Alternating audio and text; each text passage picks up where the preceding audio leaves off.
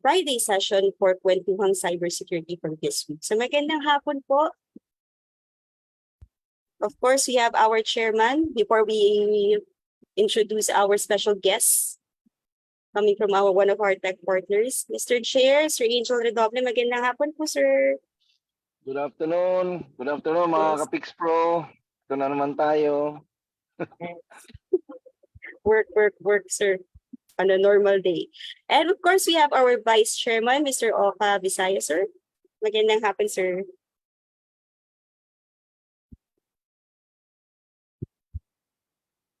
VC 𝐂𝐫, good afternoon. Sorry, I was on mute.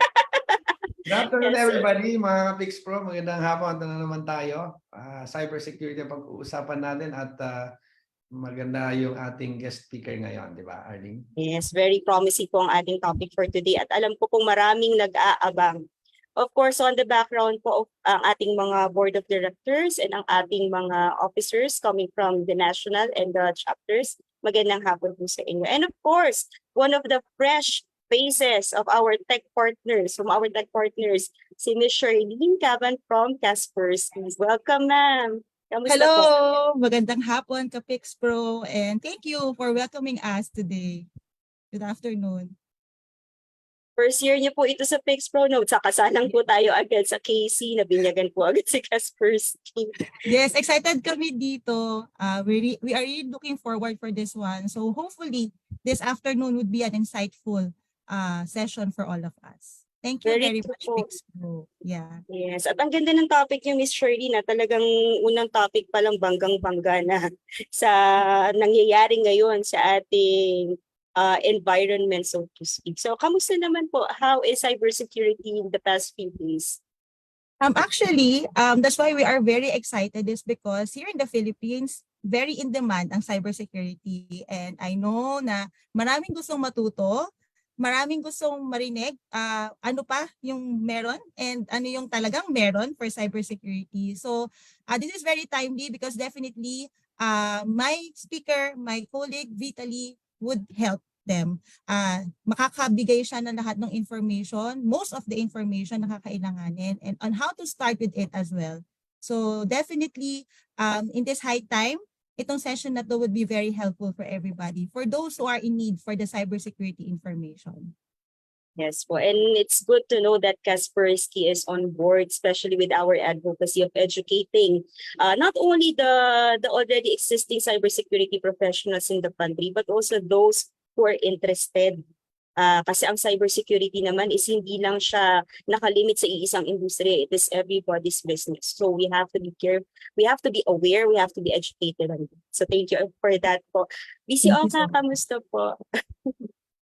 Eto, mabuti. 𝐒𝐿𝐴SPERSKY came from another cybersecurity usapan din, no, with the USA and what they're doing to capacitate the country, in terms of cyber. Kaya tuloy-tuloy ngayong araw na to, puro cyber capacity building ang napapag-usapan, no? And it's very timely that we're going to talk. I think 𝐂𝐵𝐻𝐿𝐴SPERSKY will talk about what's happening. As we all know, a lot of things are happening in the country when it comes to cyber, the past 2 weeks. So it's very, very timely. And we're really looking forward to what our guest speaker will talk about this afternoon. Definitely, sir. And ngayon po, we are still growing in number in terms of our viewers. So continue to like, share, and of course, follow our Pix Pro page po so that marami pa po kayong malalaman at ngayon ay matututunan as regards to cybersecurity. So coming from one of our audiences, Carmela Guevara de sus VP Carms. Magandang hapon mga ka-Pix Pro. Good afternoon po, VP Carms, and to all the Pix Pro NCR chapter officers. Magandang hapon po. Okay, meron din po tayo dito. Lagi nating suki. Sir Randall, good afternoon everyone ka-Pix Pro. Of course, Pix Protect Cyberspace. Magandang hapon po.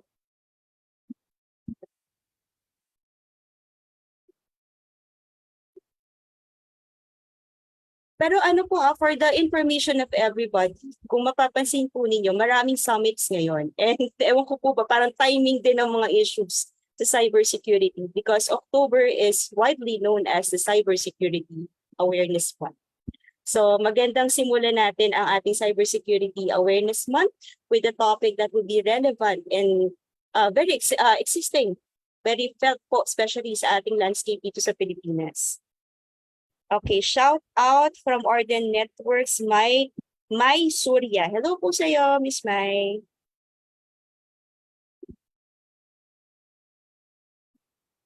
Okay, continue to like, share, and follow po tayo. Dumadami pa po ang ating audience.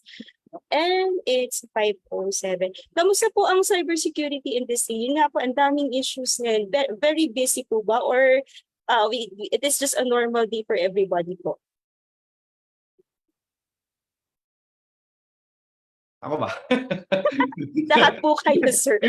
No, I think it's probably not normal because of although, it's always happening, sabi nga, assume breach, di ba?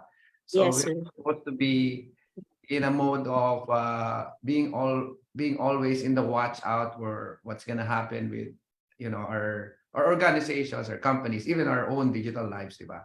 Be aware of what's gonna come, and we have to be ready, we have to be watchful, we have to be vigilant. And sabi nga natin with what's happening, the news, right? It's really a great time to talk much more deeper about security and what can be done better to improve our cybersecurity posture, not just for the government but also for educational institution, health institution, private companies, and everybody all throughout the country. So go. How about po sa Kaspersky, Miss Shah? Kamusta naman po kayo? Yeah, actually, just like what Sir Oka said, it's not normal. But, well, before the 2 weeks naman is talaga namang we are really heightening the information about the cybersecurity. Kasi before naman nagkagulo na ganito, di ba, there are some hits then from other, companies that, of course, we are trying to evangelize, we are trying to tell them to be ready, correct? And, mas maganda na yung meron ka ng solution than you are going to cram and look for solution when you are breached or when you are attacked. So actually ngayon, yun yung parang pinaka nagiging discussions namin for them to be ready, parang for you to have your own insurance ready para kapag kailangan mo na, you have something to use at hindi yung maghahanap ka pa of what to use. So yeah, it's very busy right now. It is not really normal, but of course we like to help them. So ito yung mga panahon na talagang we are very pushing to help the cybersecurity industry. As always po, cybersecurity. Yes, sir. If I may add, Edi Arlene. Yes, sir, Leader. Unfortunately, cybersecurity is never normal. We are always operating at an abnormal space. That's why, at least in our environment, we already manage the expectations of everyone, especially those who just joined us, the young ones. That the group that they joined in and the profession that they chose to pursue is operating in an abnormal perspective. So life will never be normal. Your schedule will never be normal again. Most especially if you are in the operations. So abnormal, not normal, peacetime, wartime, we are operating in the same level of adrenaline, the highest level of adrenaline for that matter. Right. Sir. So 24/7 tayo sa cybersecurity. Sir, I think we have a substantial number of viewers right now. So alam ko, excited na silang malaman kung sino ang ating speaker at kung ano ba talaga yung tatalakay niya. What is he going to discuss about cybersecurity, especially in line with what Kaspersky do in terms of cybersecurity. Hi, Sir Ace. Good afternoon. Hi, good Welcome afternoon. back. Yes, sir. Sir, we were just talking about the current situation of cybersecurity in the country. Very busy, abnormal situation that we have right now, sir.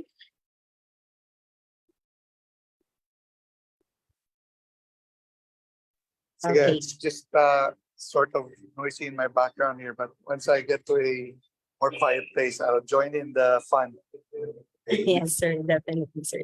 So, sir, going back to our discussion a while ago. So, yun nga po, since we have Kaspersky here as our resource person for today's episode of Kwentuhan Cybersecurity, let us welcome, of course, one of their leading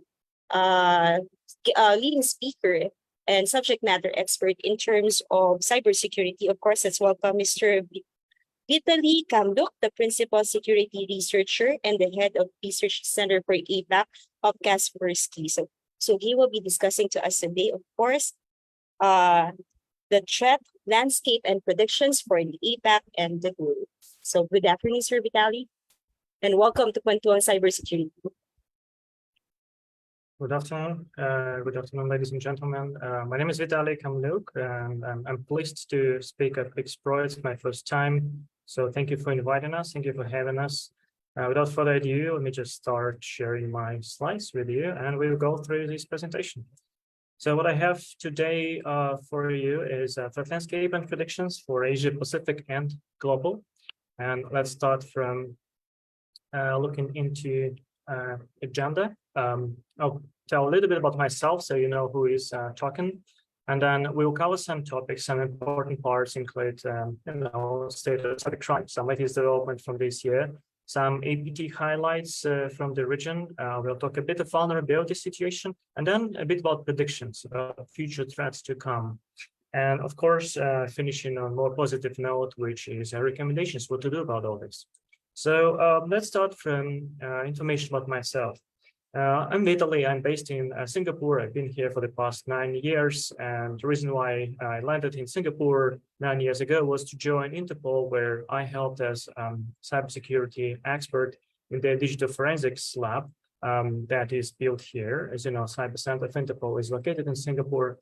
And I've been mostly doing all my professional life, which includes 18 years at Kaspersky alone, malware reverse engineering, digital forensics, all kind of investigation of cyber attacks, following traces of attackers, saying what they do, how they operate, and studying their tools. I also help with some of open source tools development. I run a project called BitScout. That's a remote digital forensic tool, free and open for all to use. It's available on GitHub. And I run trainings from time to time on cybersecurity topics, including malware analysis and remote forensics and Yara threat hunting. And now today, let's first start from covering some of this cybercrime situation. And of course, one of the biggest headaches of the modern world is probably the ransomware problem, which is affecting each and everyone in every country. And let's look how the situation changed and what are the trends. Well, first of all, ransomware attacks still causing waves. However, for the past year, we had a prediction that the number and efficiency of these attacks will slow down, which we can confirm. However, there's still some notable victims and losses that happened this year. But just to give you an understanding like where and how the trends are developing, according to the information from the FBI from the past year, there was about 157 million transactions in crypto that is related to the ransomware operations, and that's 2022. So previous years actually had much higher volume, roughly about 760 in the past 2 years at least, in cryptocurrency. So what it tells us is that the amount of money they started getting is, not maybe twice, but significantly less comparing to the previous years. People just stop paying the ransom, and this is a general trend. And I think FBI, among others, is pushing the victims and explaining people that they should not really pay the ransom because it is directly financing the criminals. However, in the past year, in 2022, it's over 870 organizations were attacked according to the same source, and that was an increase from 2021. But given the larger number of victims and smaller overall volume of transactions, it actually shows us that all this awareness about ransomware payments was efficient. So the ransomware gang started getting less and less money. Nevertheless, there were a lot of notable victims, of course, in the past year. That includes multiple cities, municipal authorities, some of the law enforcement agencies were compromised, including those in the United States.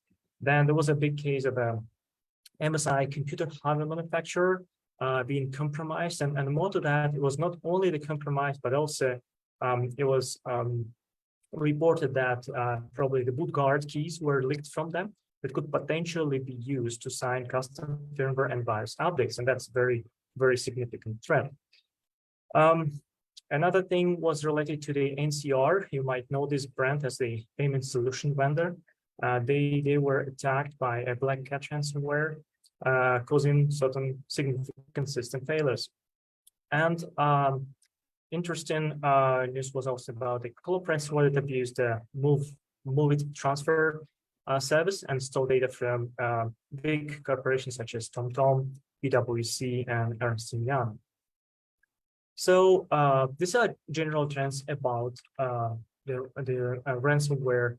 And as you can see, yes, the payouts decrease, which is a good sign. That means that there will be less and less groups trying. More to that, there were some interesting notable anti-ransomware operations that took place in the world, including the Hive takedown. And the Hive is one of the ransomware gangs, one of the biggest, one of the most prolific. That operation included cooperation at least of 10 different countries, including Netherlands, United States, Germany, and more than 10 other countries as well. So the authorities worked together to take down service offline, and they managed to get the decryption keys that later were distributed with the victims. They were shared for free.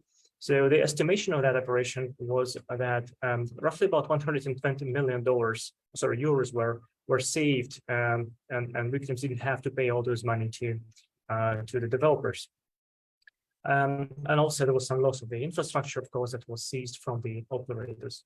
And more to that, a nice trend set by the US Department of Justice that announced that there is a $10 million reward for any information that may lead to identification and arrest of the criminals behind the Hive. So there's now kind of a bounty for those criminals, and well, maybe one of them, maybe someone who knows them, one day may report them, and then they will get caught. And that's also a very positive trend against the ransomware. Now, similar things are happening against the 𝐂𝐫 ransomware group. It's also one of the largest and the most aggressive ransomware groups. They are still operational.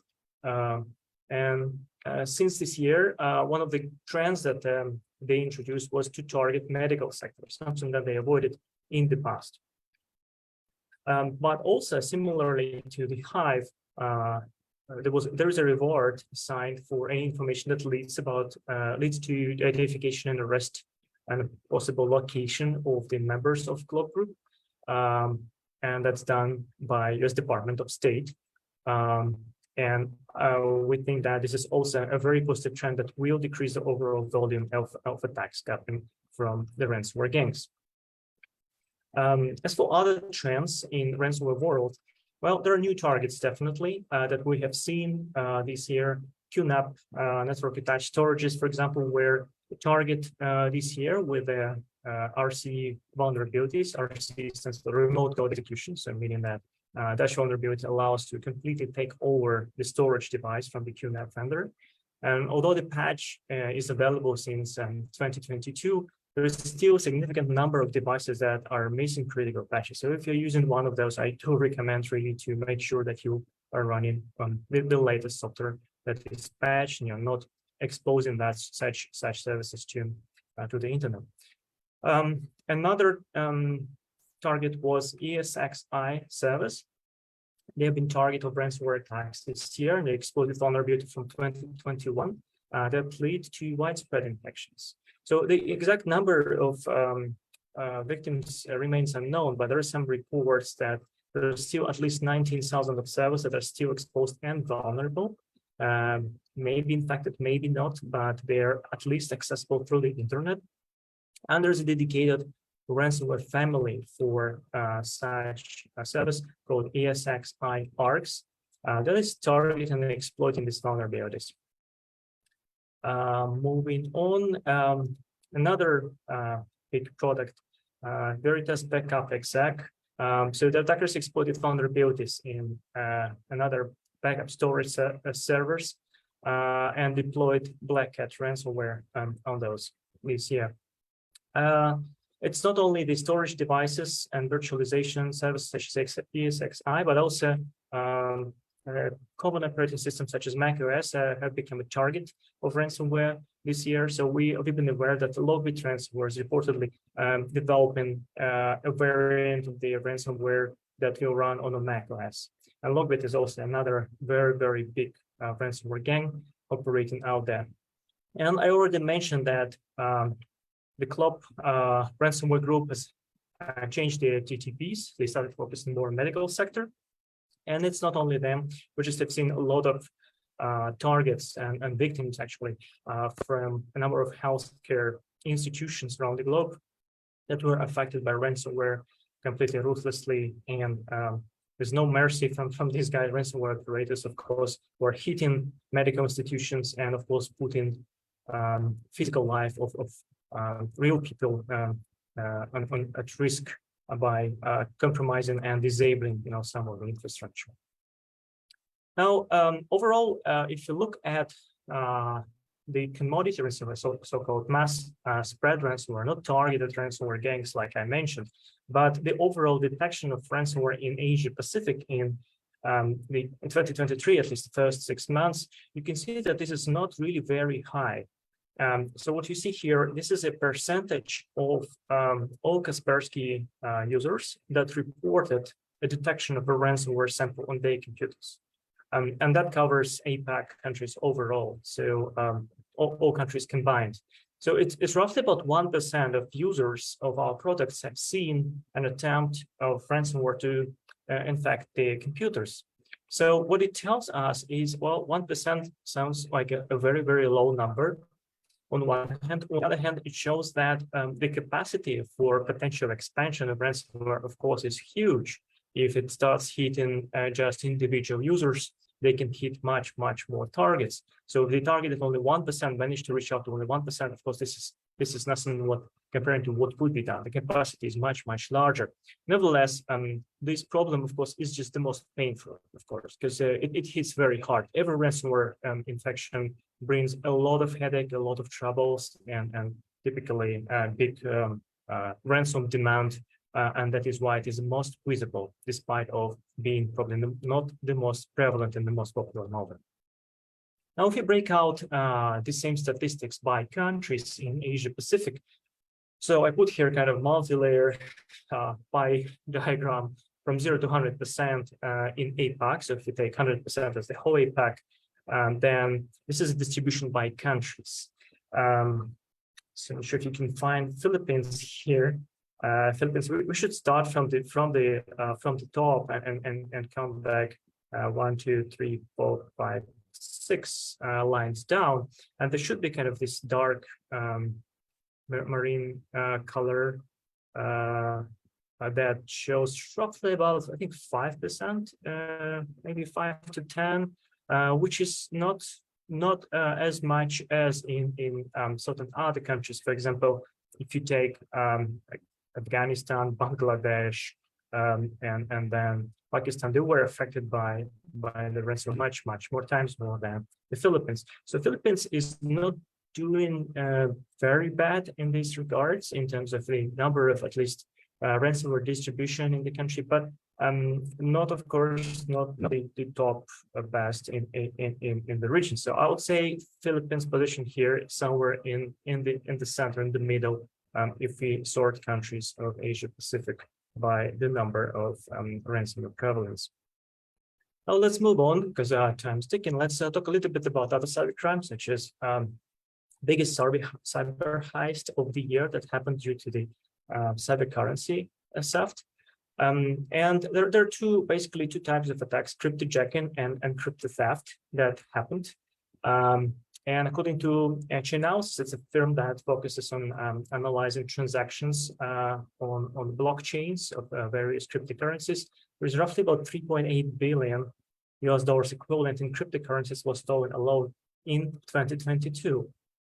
Most of this, according to them as well, is actually attributed to the North Korean attackers. And we know that actor known as Lazarus that had been hitting and hunting cryptocurrency exchange companies and startups all around the world, but specifically in Asia as well. So if you're dealing with customers or you're running a business that is related to cryptocurrency, of course, you should expect Lazarus at some point knock on your door and try to compromise the business. Well, in fact, we do expect that the numbers, results for 2023 will be even higher comparing to 2022. And yeah, another thing is 𝐂𝐫𝐞𝐚 malware. That example of that is a silent crypto miner. The malware was built on a project of silent crypto miner that was published on GitHub. And it's designed to infect computers to mine various cryptocurrencies. So a number of these kind of outsprings were built on top of silent crypto miner and were illegally mining for cryptocurrency. Let's move on. What we also notice is that crypto theft actually has become some sort of commodity crime for 20 years old.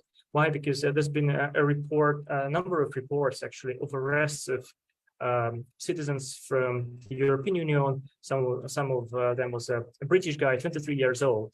He was arrested for hacking Twitter account of celebrities for crypto scamming activities, and that involved SIM swapping activities that enabled him to steal almost $800,000 US worth of cryptocurrencies. He was sentenced. I think. Oh, sorry. He was arrested. The other guy was sentenced to 3 years of jail time. It's a Dutch citizen, and he was accused. He was convicted for stealing 400,000 euros and laundering over 700 euros of cryptocurrencies by creating phishing websites. And another 20 years old guy in the Netherlands was arrested. Also 125,000 euros stolen from cryptocurrency wallets. Yeah, that kind of shows the trend that there's a lot of youngsters in their 20s that are really good at this. They pick up the signal and they're successful in compromising those victims, sometimes on a massive scale. Another thing was related to the Bitcoin ATM vulnerability by General Bytes and was exploited, resulting in the theft of 1.5 million USD in cryptocurrencies. So those were news about stealing crypto and 𝐂𝐫𝐞𝐚.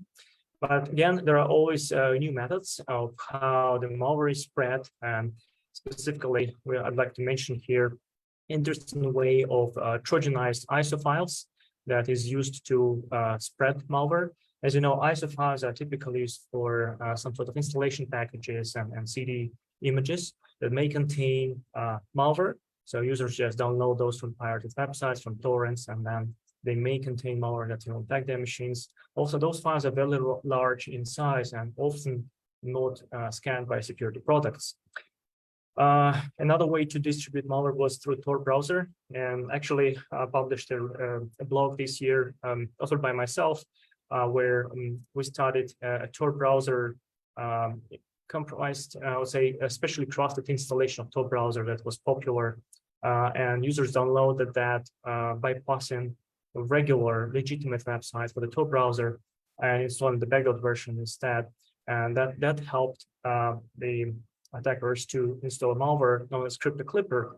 And this type of malware actually does not steal your cryptocurrency directly, but they replace the usually crypto wallet addresses in the clipboard by just looking for patterns of known, recognized crypto wallets and replacing with their own. So whenever you want to transfer money to someone, if you copy someone's wallet ID and then you paste somewhere else, it will be automatically replaced by the malware running on your machine. And this way, the transaction will go to the fraudster instead.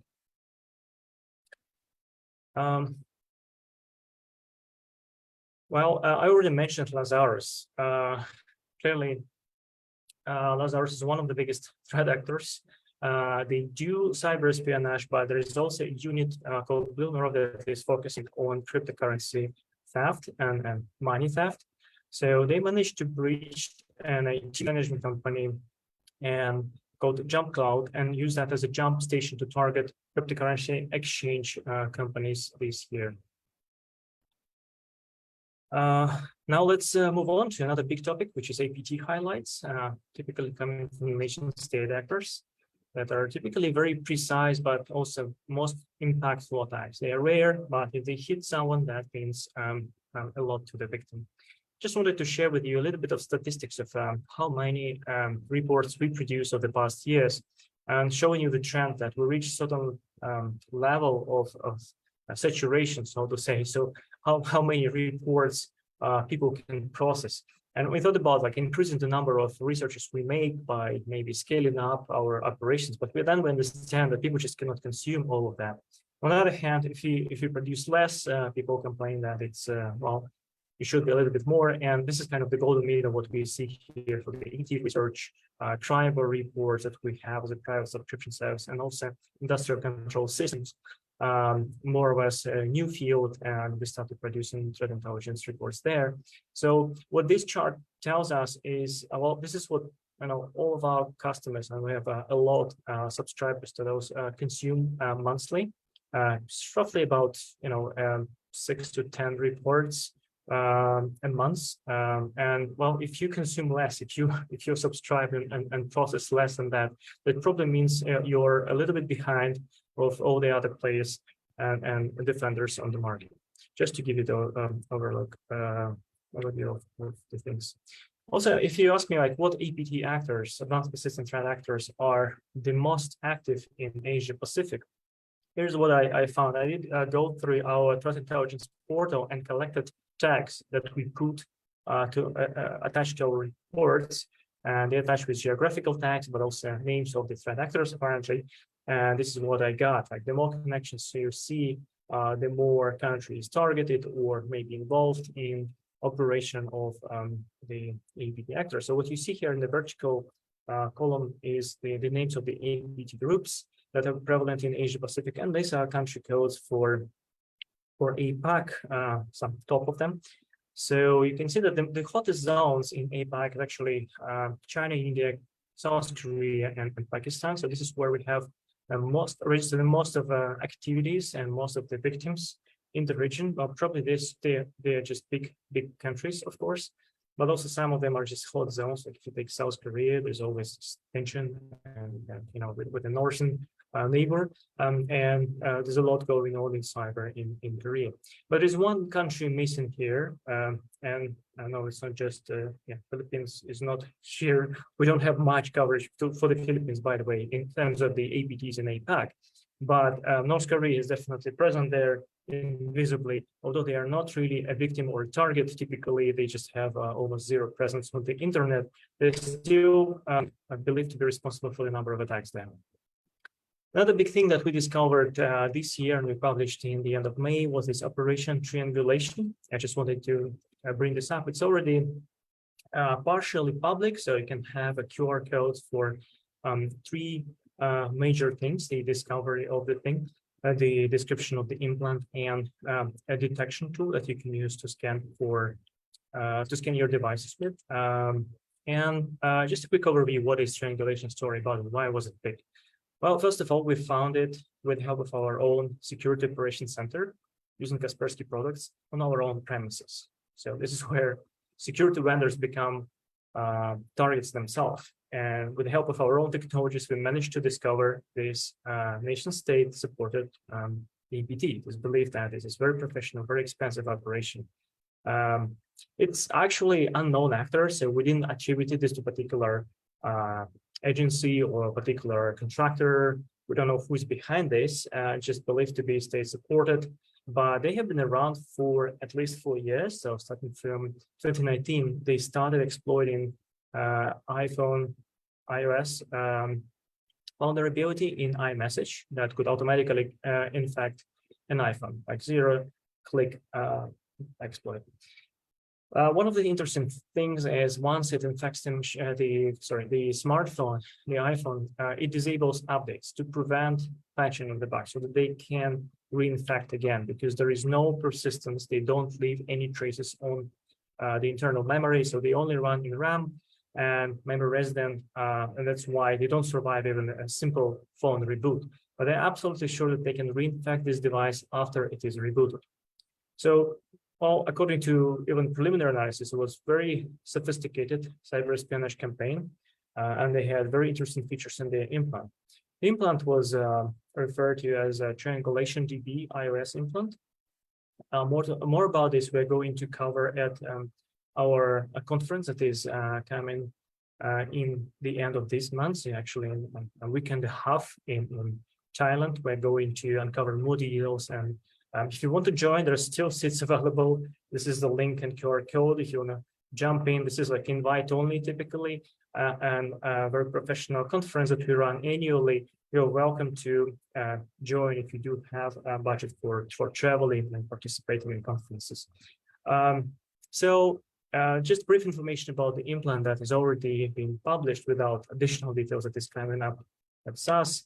This is an in-memory implant. It communicates using HTTPS and then additional encryption on top of that. There is 24 commands at least to control the device. Some of the commands, of course, manage files, maybe steal some of the secrets stored on the device, including credentials, geolocation of the device, but also audio eavesdropping. So these guys were interested in snooping into conversations around the device, as well as load additional modules. And the design of the module, or design of the malware actually suggests that there is also a full macOS implant that exists, and we just didn't find yet.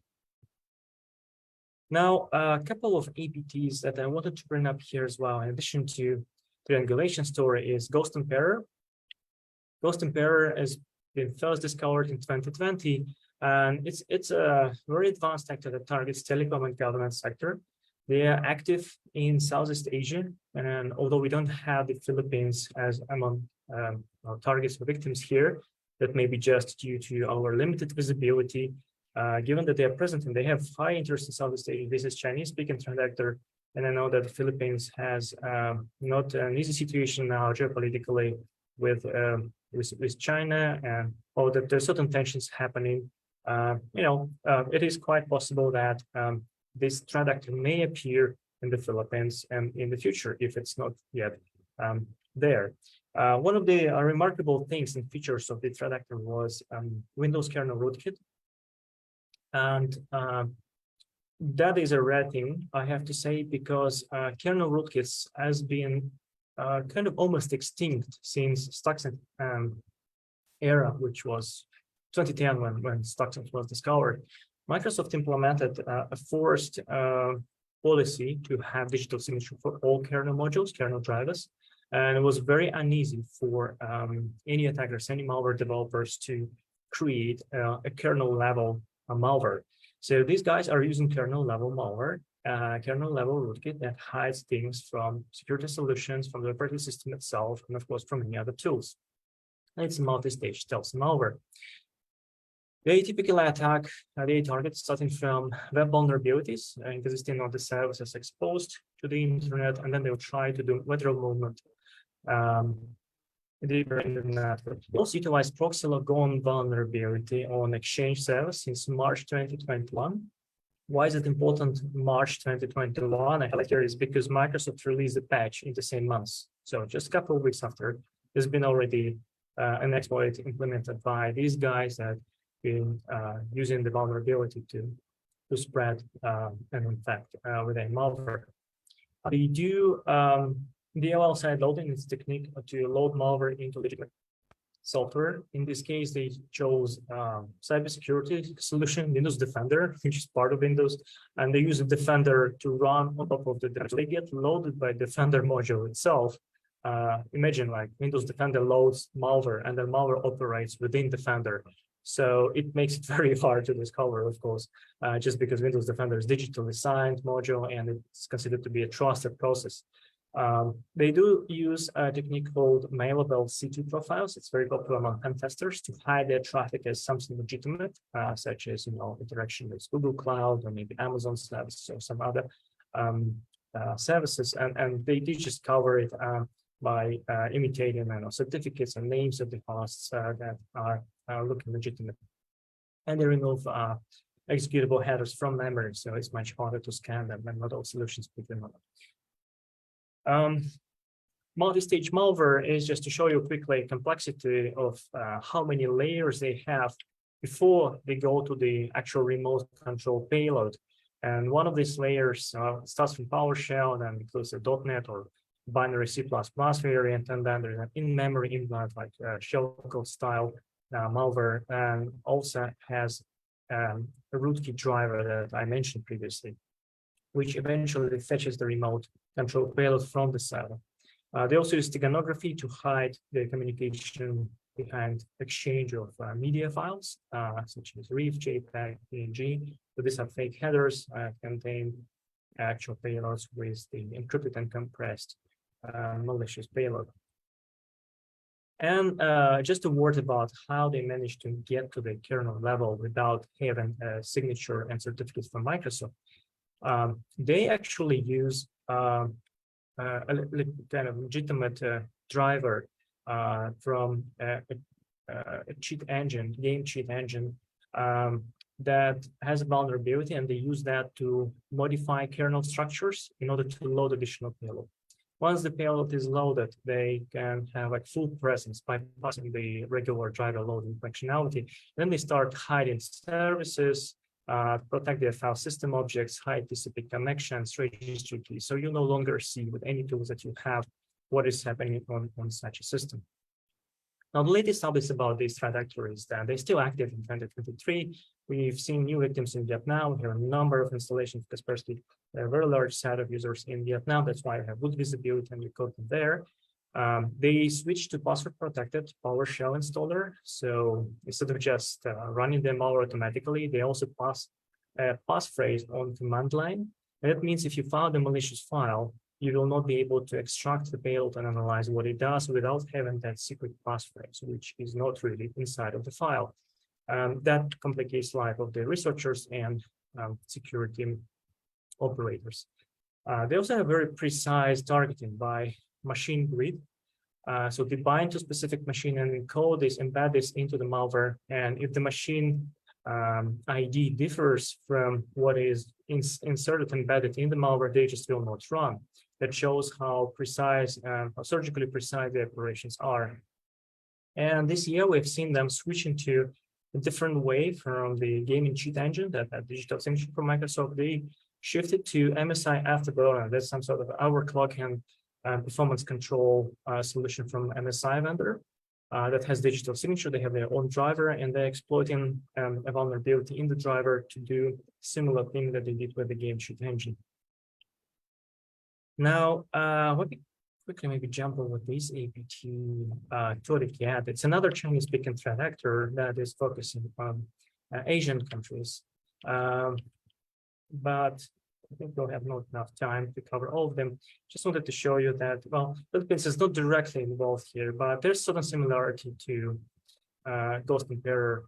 Although like they use proxy logon, but they also use Telegram to spread the mailable C2 profiles, similar wipe headers, executables as well. They don't have the rootkit functionality, and they're mostly targeting protected networks. So their malware works as a proxy, so they can actually build a chain of these proxies when they compromise systems in order to access a network that is isolated and does not have direct access to the internet. This is how they try to target government networks and get the most secrets out of their victims. Just to take away some of the implant names, Ninja Backdoor, they also use Cobalt Strike this year. Custom passive backdoor, they use Dropbox to upload files that they steal, Cloudflare workers, and they use side loading techniques similar to what I showed in Defender. They use VLC, the popular media player, to side load the malware into digitally signed process. They also have binding to specific targets. This time they use volume ID of the drive C. So some of the volume IDs are hard-coded in the malware, and if they don't match, the malware doesn't run. Now, maybe the last one, APT actor APAC, that I wanted to bring up, mysterious elephant, very briefly. Why is it important? Because at least, first of all, it's brand new. We think it's a new actor that targets governments. And although the main focus of it was China and Pakistan, we've seen them in many countries of Southeast Asia, and they also use VLC side loading. They also use RPC, remote procedure call over TCP version of the backdoor, and distribute through regular document attachments and SPI phishing emails that contain remote template for Office documents and pretty old vulnerability from 2017 that is still working in for many of the targets. I just wanted to bring them here to this talk. Why? Because at least we've seen Philippines on the map of victims in this case. So we observed basically two clusters of attacks. So some of them were clearly targeting on the government organizations in Pakistan and China.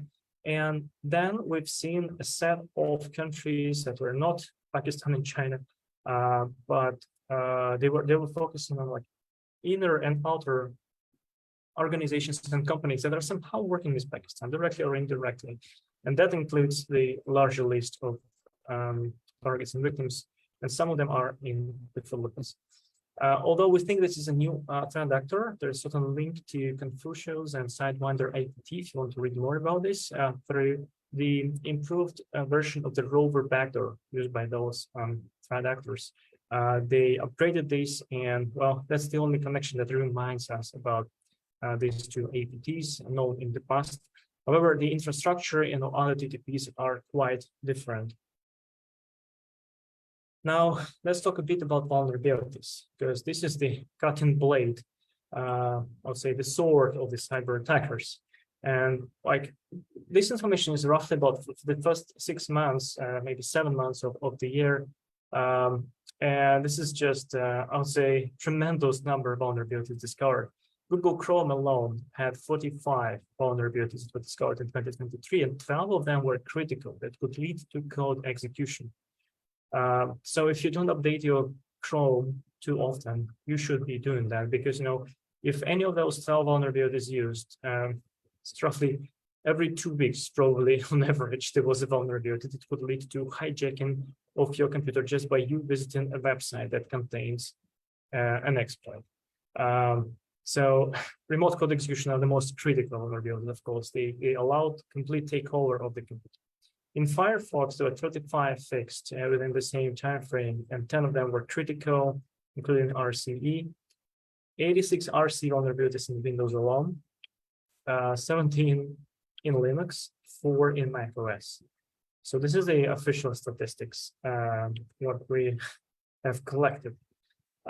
There are other interesting vulnerabilities, for example, and one was in Smart Screen Bag that allowed executing malicious files. And Smart Screen, as you know, it is used to protect machines from being infected by checking the URLs and then the files were downloaded inside of the Edge browser. And the bug allowed just to start malicious files without user knowing. And then, of course, iOS, iMessage, zero-click exploits, including operation triangulation that I mentioned previously. But then there were 11 other RCs in iOS, and there was one big shotgun wave of also vulnerabilities that was patched, I think, a couple of weeks ago in iOS. It doesn't include, it's not included in these numbers, but yeah, it was reported that that was also used in the wild attacks. Zero-click vulnerability targeting people through iOS. And a number of hardware vulnerabilities in the CPUs, such as collide power, downfall, inception, that allowed to extract information through side channel attacks, meaning that you can read and obtain certain information about secret keys or a state of memory cells through observing different side channels, such as power consumption, that is that varies depending on the data stored in that memory. Then let's jump to future threats and talk a little bit about our vision of future attacks. I want to open this topic with a big forecast that hasn't become reality yet, although we did predict this for 2023. Maybe it will happen next year, maybe later.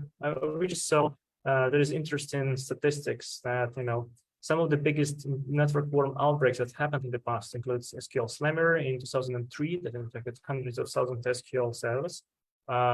Automatically spread out and slowed down internet. South Korea experienced outages, significant outages for internet in that time, and everybody had slowed down of the whole network.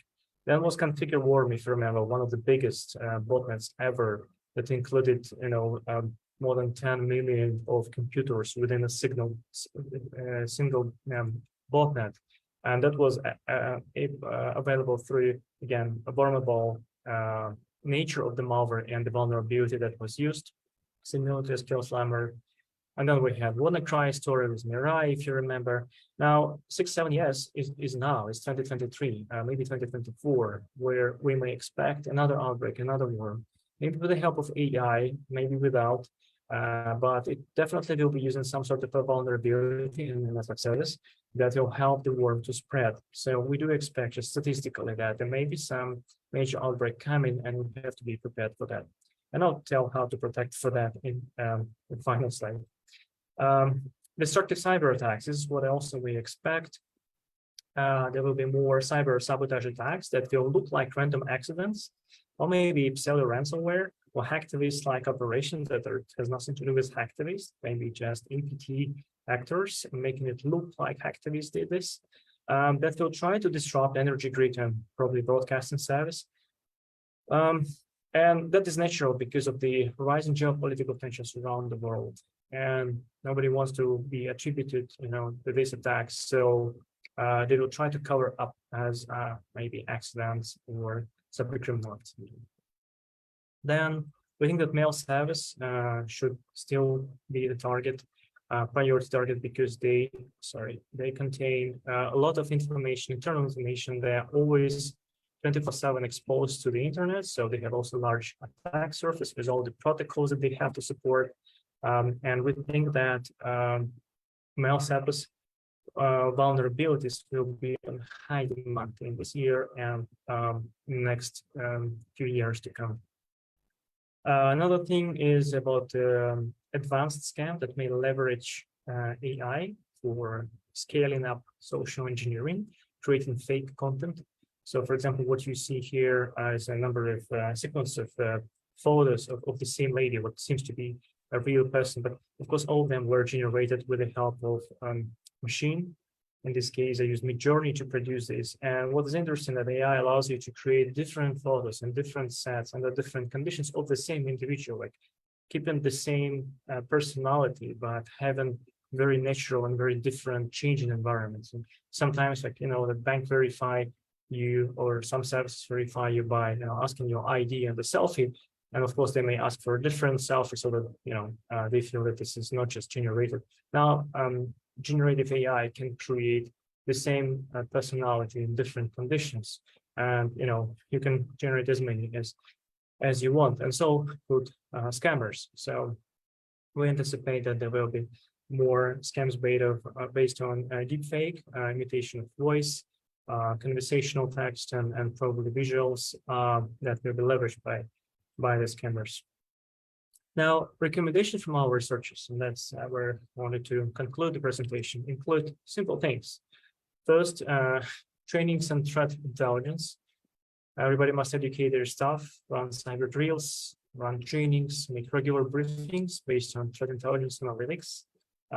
Then use reliable security solutions. Not all vendors are the same. It's better to use a diversity of different products and vendors. But the choice is always yours, of course. It's just they are not all equal. One of the things that helped us in this year to discover APT targeting us was to detect anomalies, monitor traffic, find anomalous activities, even though the security product may have nothing to tell about the specific activity. You can see general anomalies. Something is wrong, something is displaced. And this is where you can start triggering alarm and getting deeper in understanding what causes this anomaly. Very often it leads to a serious attack. Then use trusted source for the software and use verified software. Use digitally signed software. Make sure that you install software from trusted sources. Don't just go on random torrents or third-party sources or mirrors. Use only trusted channels, and this is important to prevent any kind of compromised supply chains or fake supply chains in this regard. And most importantly, what can help us prepare for the big epidemic to come is update your stuff. So all of those stories that I mentioned, from Slammer Worm to Configure to others to Mirai, to WannaCry, they all included a vulnerability, or either simple credentials or vulnerability that was already being patched by the vendor. So if you take the biggest botnet Configure, the major outbreak in the history of cybersecurity was Configure Worm. Some counted actually like 50 million of unique IPs that were compromised in the, I think, 3 months or so period. That vulnerability that Configure used had been patched 2-3 months before people heard about Configure. So Microsoft released a patch, and people just didn't have a habit to install the upgrades, and that caused massive infection on the internet. So most important thing is just keep the systems updated, and use security software, the second layer of protection. And with this, I'd like to thank you for your time. We can switch to questions or discussions now. Thank you for watching. Thank you very much, Sir Vitaly, for that very comprehensive and very informative discussion about the threat predictions and, of course, the current landscape in terms of cybersecurity here in APAC and, of course, around the globe. So I believe we have a few questions, Race. Yeah, thank you, Arlene. And of course, I'd like to commend Vitaly and, of course, Charlene for bringing him on board in our discussion this afternoon.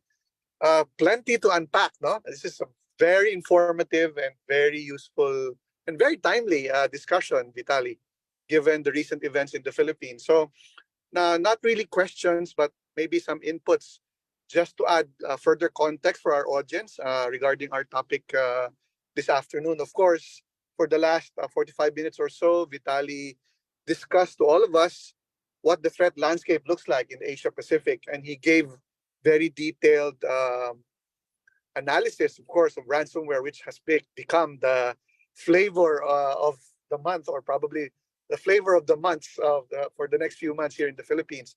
So, okay, what to unpack? First of all, Vitaly discussed earlier about the joint multi-nation operation to take down the Hive ransomware infrastructure. Now, to our audience, you have to understand this, no? At the time of that operation, it was estimated by Interpol and various law enforcement agencies that there were around 200 ransomware groups operating worldwide. Now, why is this an important number? Because if you average it out, 200, there's basically one ransomware group that can operate in at least one country. So imagine that, no? But of course, we know the economics, they would operate in the more lucrative markets where there's a lot of business, there's a lot of data that can be used. So they won't really actually cover all the countries. But just imagine that there are as many ransomware groups out there as there are countries throughout the world. Second, when you talk about ransomware, you're not just talking about, you know, a mindless or a shall we say monolithic operation. You're talking about a very sophisticated, somewhat business-like syndicate that has various specialties. One is in charge of developing malware. Another is in charge of selling malware on the dark web. Another is in charge of hosting exfiltrated data. And then another is in charge of the ransomware negotiations. This is a very sophisticated operation. And people might ask, and I think Vitaly has been asked this many times, why is ransomware now the best-selling, so to speak, sort of cybercrime? And my hunch is, Vitaly, and you can correct me on this if I'm wrong, It's, I think, cyber criminal groups have found a way to weaponize one of the most fundamental security facets, no, of ICT. And what is that? Encryption. They have turned encryption on its head, weaponized it, and made it the most lucrative sort of cybercrime, because this is where actually people pay up. This is the kind of cyber attack that people have a tendency to pay up as opposed to the others. Is that correct, Vitaly? No, I agree to that. And to be honest, my first experience when I dealt with ransomware was in the year of 2007. It was, what is it, like 16 years ago. When I joined Kaspersky, one of my first cases, big researches, was related to the ransomware that uses asymmetric encryption. Was the first attempt when they started using that. There was a Russian-speaking author, and they had not many victims, probably several hundred of users, and those were just home users, so they didn't demand too much money from them. But for us, it was a clear sign that ransomware crossed this line when it becomes irreversible, because the crypto they used was RSA, and that is asymmetric encryption. That means that regardless of how much you analyze malware, you cannot really get that decryption key for the victim, which was not previously the case. All other ransomware before always contained a secret password inside of the malware. So it was a task of various analysts to find that key and share with the victims. And that was a turning point, 2006. We tried to send a warning to the world. I presented myself at conferences for CERTs. There's a conference called FIRST for national CERTs, annual conference. And I presented in 2009, and I explained that this would be the biggest headache in the future. We have to address that crypto problem now, somehow limit and restrict usage and abuse of the crypto, maybe have some sort of certificate issued to developers who can access to heavy crypto and so on. But unfortunately, that warning was not heard. Maybe my voice was too low, and soon it became a problem when it was not just the technology and the idea that was strong, but also it was scaled up with the help of affiliate programs and campaigns, so that even non-professional cyber criminals could leverage ransomware, let's say, malicious files that were created or generated for them, and just distribute it and then get their cut in the final payout by the victim. So it became a problem when criminals started scaling up this model. Not just the idea was dangerous, but also, the new wave, also with the targeted approach was different. So what we know as ransomware 2.0 is when they target mainly rich victims, not just random users, which happened in 2007, 2008, and later, but they target kind of wealthy and big targets that have enough money to pay a big ransom. First thing. Second is they threaten you to publish information that they exfiltrated. So they not only encrypt the data, but they also threaten and blackmail and threaten you to reveal this to the rest of the world, which may contain sensitive information about the customers, about internal communication of the companies, and that creates additional pressure. So the ransomware 2.0 was a game changer, and this is why it's a big headache now, because of the changed strategy and the new scale. I'll say this. Yeah. Thank you, Vitaly. By the way, I'd just like to acknowledge our chairman here. Our chairman heads a end-to-end cyber operation that has actually merited membership in FIRST. So Chairman Angel here is very much familiar with that organization. And also, I'd like to acknowledge our Vice Chair, Vice Chair 𝐂𝐫𝐞𝐚. Anyway, to the chairman and the vice chair, please jump in anytime, guys. Okay, I'd like to add a few more points. Vitaly, there's an interesting point that you raised there, no? About the flexibility and the spirit of innovation that seems to drive these cyber bad actors. And we should not be far behind. And when I say we, I mean the good guys, the white hats and the blue hats, because I just there seems to be this irreversible trend about each and every new technology coming to the market and it being quickly turned on its head and weaponized, or turned against its users or beneficiaries, becoming another tool or weapon of cyber criminals, right? Like for example, you were talking about one of the most lucrative enterprises now, crypto jacking or cryptocurrency theft, and you mentioned, of course, the state actor North Korea. I guess in the case of North Korea, what makes them very dangerous is that it's a matter of national survival for them. Correct? It's because of all of these sanctions, the fact that they are a hermit kingdom, basically one, two, or even just three countries trade with them, so they have very little source of revenue. Then they have to resort to these kinds of activities, and for them, it's a matter of national survival. So you range up against a country that even as early as 1986, 87, already put into service around 5,000 hackers. I don't know if my number is correct, Vitaly, but as far back as 3 decades ago, they were already, training, or they were in the beginning to train 5,000 cyber warriors. So you range up a whole country with that many, hackers. I guess virtually no organization, no company would stand a chance. What do you say about this, Vitaly?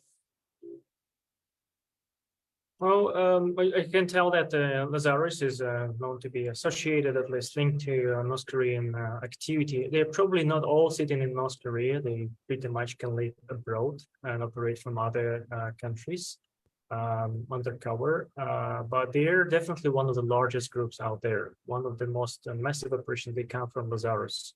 And that includes cyber espionage, that includes, unique to APT's world, theft of funds. So typically, these APTs are well funded. They have their budgets. They are supported by the state or their nice contracts. They don't steal money. Lazarus is a big exception. They do steal money, and they don't. They feel it's okay. So they were behind this operation against the Bangladesh Central Bank. If you remember 2016, when they tried to steal almost $1 billion from Central Bank of Bangladesh. And it was just one operation. There were many, many other banks that were affected. Remember, Philippines was also on the map of that story with the casinos. Some of the money found its way here. That's correct. Yes. So it was massive, and they're still one of the largest. Seriously, when we look at their malware, like it seems like what I felt when I was looking even at that Bangladesh story, that single backdoor that does certain thing that speaks certain protocol to the command and control server was implemented again and again and again. We have like variations of the same thing, not the evolutional variations, but just rewritten code of the same thing. And it felt like they tasked some group of developers. This is the backdoor you need to design. They explained what it has to do, and multiple developers made their own implementations in parallel, so that this malware can be replaced on the fly if it is detected. So no other IPTs does that. We haven't seen that, to be honest. We see evolutionary development of maybe one group of software engineers improving malware over time, but not really creating parallel branches that do the same thing. And this is specifics of Lazarus, and this shows the scale of the operations. They're definitely one of the largest groups. As of 3 decades ago, I was not familiar with them, to be honest. We had started noticing their activity more after 2010. And at the time when they started being visible, their malware was quite rudimentary in the beginning. It was basic and simple, very easy to reverse engineer. They used no protection for the software, no software malware packers. Later on, they adopted more techniques. They started, even creating their own 0 days, and that also that already shows the level of kind of maturity of the threat actors. So they evolved, and now they are seriously dangerous, and they are very, very successful on their front. So before I turn over the floor to Arlene and to our other PIX Pro officers, I'd just like to go back to the last 4 points that Vitaly covered in his presentation today. And in their predictions in the next coming months and for the next coming years, he mentioned 4 types of attacks that may become prevalent in the next coming days. First is, of course, the network worm. Second is more destructive types of attacks that may be disguised as accidents. Third will be more attacks on mail servers. And the fourth being a more sophisticated AI enabled social engineering. Now, I'd like to go back to the first, and these are network worms. Now, network worms, well, worms to begin with, are the types of malware that, spread very quickly, and they do not need any intervention from the user that has been infected. So this means that especially for those who will be manning our SOCs and who will be in charge of incident response, the possibility and the speed for lateral movement now becomes faster. And I think the spread of infection um, would be more widespread. Is this a correct appreciation of that trend, Vitaly?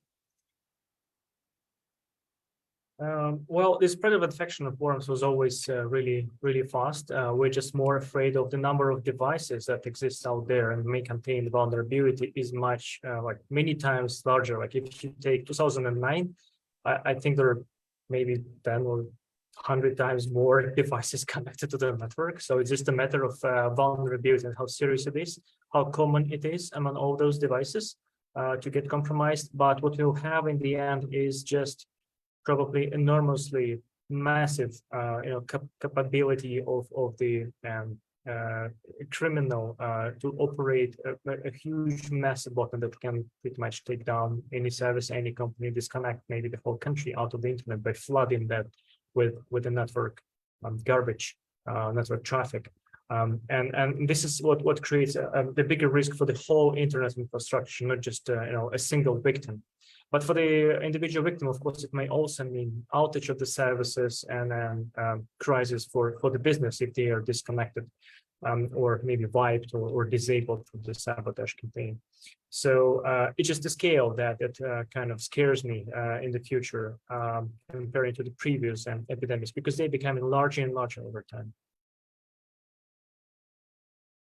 Now, my last point refers to your fourth trend, Vitaly, and this refers to AI-enabled social engineering.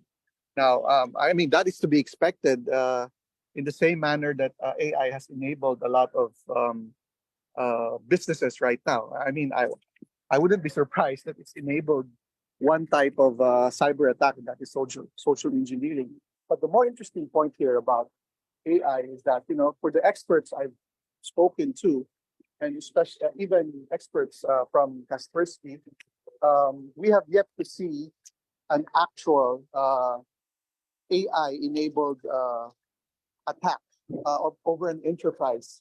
And we're not just talking about social engineering, we're talking about a massive, sophisticated, and well-oiled cyber attack that's enabled by AI, not just from design and inception, but even throughout the entirety of the attack from beginning to end.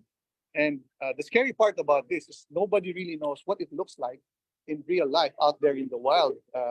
So, I mean, what can you say about this as far as what Kaspersky has seen and given you have a global footprint? What can you say about this observation, Vitaly? Well, in my opinion, when the attacks based on or leveraging AI will start, we will not necessarily immediately see the component of AI in them. It will just look as other regular attacks happening. AI can be used to create malware, pretty much, specialized GPT versions that can produce malware, that can produce phishing templates and so on. But in the end, they produce content that is similar to what humans create, or comparable to that at least. And from perspective of analysis and investigation, it doesn't make any difference whether it was created by AI or created by humans. But for us, it will just mean that there will be more variety and more, I would say, bigger number of the malware and families created. Just because AI allows you to scale up things as well, make the development faster and cheaper. Also, it can be helpful in finding vulnerabilities, and that applies to their targets. So if it's an open source product, for example, AI can be used to find vulnerabilities in order to infiltrate the target. But in the end, it tells the attacker how to get in, but it doesn't really operate. It's not like autonomous brain, autonomous mind that can live on its own. It's not fully capable of conducting attack from the start to the end. I don't think we are talking about this stage now. It is more like a tool that can help attackers, find shortcuts whenever it is such vulnerability or development of the code, or maybe even infrastructure management at some point as well. But it will not replace, I think, human operator, at least in the near few years. AI is still on the development stage, in my opinion. It's not yet at the level where it can completely replace an attacker and remove it out of this model. That is my vision. Well, if only as a temporary reprieve, I'm a little relieved to hear that, Vitaly. But having said that, wow, I mean, we just run out of time really, and there's still plenty supposedly to discuss, but we'll just have to stop it at this point. So I guess we need to give Vitaly a big round of applause here for a very informative afternoon, information-packed, lots of insights. So thanks again, Vitaly. And before I turn over the floor to Arlene, maybe we could give back the floor also to Chairman Angel and Vice Chair Oscar. Thank you, everyone. Vice Chair, you first. It's too much to digest, no, but it shows how difficult it is to defend our organizations against these very sophisticated attackers, different kinds of threats. And I think Vitaly has given us 4 points, no, to consider, and maybe one of them is around faster anomaly detection, better threat hunting using newer technologies. Because I think a lot of these threat actors are using all the technologies they can really get their hands on, no, to become more effective at encroaching in our digital lives, digital businesses, and so on. So I think, and while Vitaly was talking about all the many different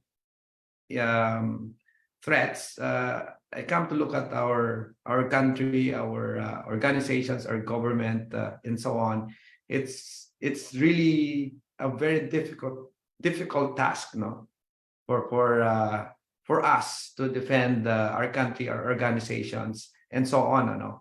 And so we need a lot of help. We need to embrace newer technologies. We need to transform the way we think, the way we even operate our security operation centers. No, we need to disrupt what has been the norm, what we've been doing before, and do a different thing, or else, same results will happen. So disruption is, I think, the way you would want everybody, Vitaly, to face the new kind of threats that we're facing nowadays. Thank you so much. Thank you. Thank you to our past president, Ace. No, as usual, he can drive a really good conversation, and unfortunately, we are already 20 minutes past our schedule. That's why, Vitaly, you were informed earlier, right? So, because the conversation is very important, probably much more important than the whole content. And it's too bad that our viewers can no longer ask you questions. You probably have more questions, but maybe next time we can do this again, no? At in my what I can say about what's been happening is with all the victims, recent victims, we realized that the mindset never changed. The mindset never changed. One university was compromised with ransomware recently, although it's already in the news. what I noticed is the IT department was the one who responded. The IT department was the one who investigated. The IT department was doing all this.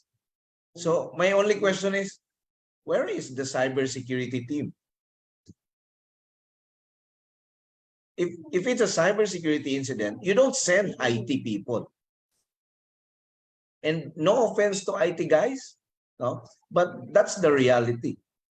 Our government agencies who were compromised also, we never heard about, you know, the cyber warriors.